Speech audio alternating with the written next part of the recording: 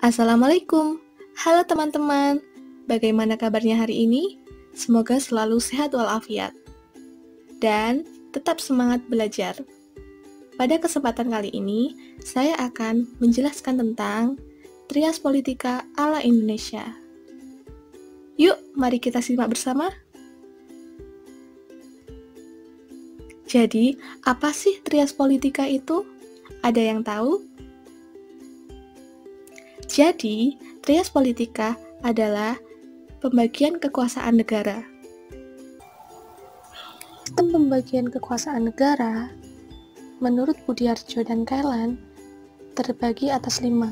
Yang pertama, kekuasaan legislatif. Kekuasaan legislatif bertugas untuk membentuk undang-undang. Undang-undang yang dibentuk harus menjunjung tinggi nilai-nilai ketuhanan, tidak boleh merendahkan martabat manusia, berlaku untuk semua komponen bangsa Indonesia. Dirumuskan secara musyawarah mufakat, dan mendorong tercapainya keadilan sosial bagi seluruh rakyat Indonesia. Yang kedua, kekuasaan eksekutif bertugas untuk menjalankan undang-undang. Dalam sila pertama, pemerintah harus mengusahakan terbinanya kerukunan hidup di antara sesama umat pemeluk agama dan kepercayaan terhadap Tuhan Yang Maha Esa. Sedangkan, dalam sila ketiga, pemerintah memberikan pengakuan terhadap Kebhinneka Tunggal Ikaan, suku bangsa, dan kebudayaan bangsa yang berbeda. Pemerintah mengusahakan permusyawaratan dengan mempertimbangkan pendapat dari masyarakat. Akhirnya, kekuasaan yang dijalankan oleh pemerintah menciptakan kemakmuran rakyat. Yang ketiga, kekuasaan yudikatif. Kekuasaan yudikatif bertugas untuk mengadili para pelanggar undang-undang. Peradilan di Indonesia berada di bawah kekuasaan Mahkamah Agung dan Mahkamah Konstitusi. Perkara yang diputuskan seadil-adilnya atas nama Tuhan Yang Maha Esa. Peradilan tidak memihak, harus didasarkan atas fakta-fakta yang ada dalam bukti persidangan. Oleh karenanya, putusan peradilan selalu menjunjung tinggi nilai-nilai kemanusiaan, bebas dari kepentingan kelompok, dan meninggikan keadilan sosial. Yang keempat, kekuasaan inspektif. Kekuasaan inspektif bertugas untuk mengawasi penyelenggaraan negara dalam menjalankan undang-undang. Salah satu lembaga pelaksana kekuasaan inspektif dilakukan oleh Badan Pemeriksa Keuangan atau BPK. Hasil pemeriksaan BPK diserahkan kepada Dewan Perwakilan Rakyat, Dewan Perwakilan Daerah, dan Dewan Perwakilan Rakyat Daerah sesuai dengan kewenangannya yang tercatat pada Pasal 23E Ayat 2 Undang-Undang Dasar Negara Republik Indonesia tahun 1945. Hal yang demikian mengandung makna bahwa dalam memeriksa keuangan negara, BPK harus memperhatikan nilai-nilai yang terkandung dalam sila-sila Pancasila. Dan yang terakhir, kekuasaan konsultatif, yang bertugas meminta pertimbangan dalam menjalankan kekuasaan negara. Pada setiap kekuasaan negara, terdapat delegasi-delegasi yang telah ditentukan. Yang pertama, kekuasaan eksekutif. Didelegasikan kepada Presiden, tercatat pada Pasal 4, Ayat 1, Undang-Undang Dasar 1945. Yang kedua, kekuasaan legislatif didelegasikan kepada Presiden dan DPR. Dalam hal otonomi daerah, melibatkan DPD atau Dewan Perwakilan Daerah. Tercatat pada Pasal 5, Ayat 1, Pasal 20, dan Pasal 22D Undang-Undang Dasar 1945. Yang ketiga, kekuasaan yudikatif didelegasikan kepada Mahkamah Agung dan Mahkamah Konstitusi, tercatat pada Pasal 24 Ayat 2 Undang-Undang Dasar 1945.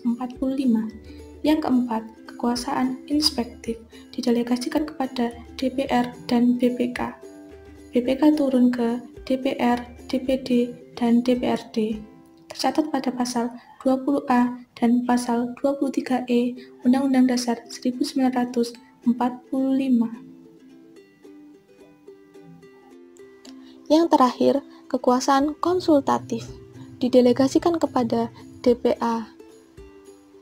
dan sekarang diganti dengan Dewan Pertimbangan dibentuk langsung oleh Presiden, tercatat pada pasal 16 Undang-Undang Dasar 1945.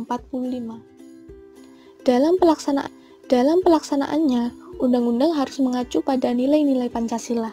Kenapa? Ada yang tahu?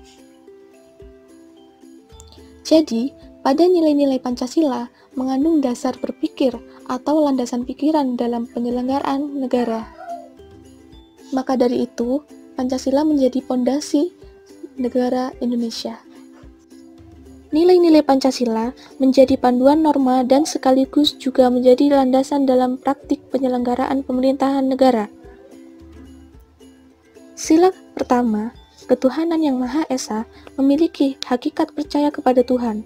Dalam bertuhan, bangsa Indonesia mempercayainya sesuai dengan agama dan kepercayaannya sesuai dengan peraturan perundang-undangan yang berlaku. Setiap warga negara berhak memeluk agama dan kepercayaan masing-masing berdasarkan nilai kemanusiaan yang adil dan beradab. Sila yang kedua, sila kemanusiaan yang adil dan beradab merupakan kesesuaian dengan hakikat manusia. Manusia Indonesia adalah manusia yang memperlakukan orang lain sebagai manusia makhluk ciptaan Tuhan Yang Maha Esa. Sila ketiga, sila persatuan Indonesia, merupakan sikap yang mengembangkan persatuan dan kesatuan bangsa Indonesia melalui Ikatan Bhinneka Tunggal Ika.